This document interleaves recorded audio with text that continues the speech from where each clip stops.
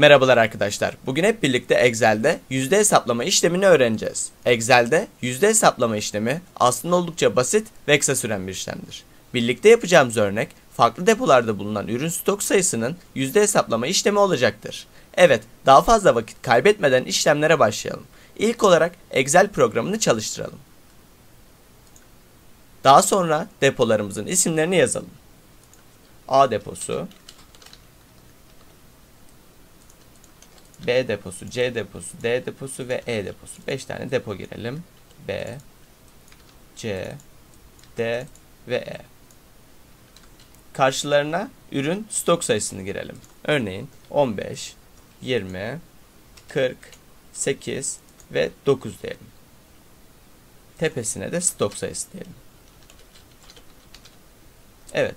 Daha sonra stokların toplam sayısını bulacak formülümüzü yazalım. Eşittir. Topla, parantez içinde ilk sayı shift'e basılı tutarak son sayıyı seçip sonra parantezimizi kapatalım ve enter diyelim. Evet, toplam sayımızı bulduk.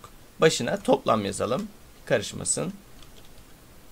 Daha sonra ilk stok sayısının yanına gelip yüzde hesaplama formülünü girelim. Eşittir, ilk sayıyı seçelim, daha sonra bölme diyelim ve toplam sayımızı seçelim. Evet, seçtik ve enter diyelim. Evet, yüzde hesaplamanın ilk aşamasını tamamladık. Daha sonra formülün üstüne tıklayalım ve toplam sayımızı sabitleyelim. B'nin başına dolar koyalım ve 8'in başına da dolar koyalım ve enter diyelim. Ve daha sonra bu sayıyı aşağı doğru sürükleyelim.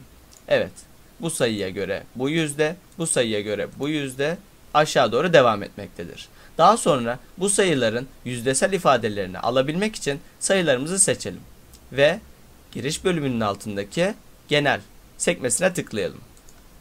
Evet, yüzde seçeneğini seçelim. Gördüğünüz gibi yüzde oranlarını başarılı bir şekilde hesaplamış olduk. Evet arkadaşlar, Excel'de yüzde hesaplama işlemi hakkında tüm bilgileri sizlerle paylaştım. Eğer video işinize yaradıysa kanala abone olup videoyu beğenebilirsiniz. Şimdiden hepinize teşekkür ederim.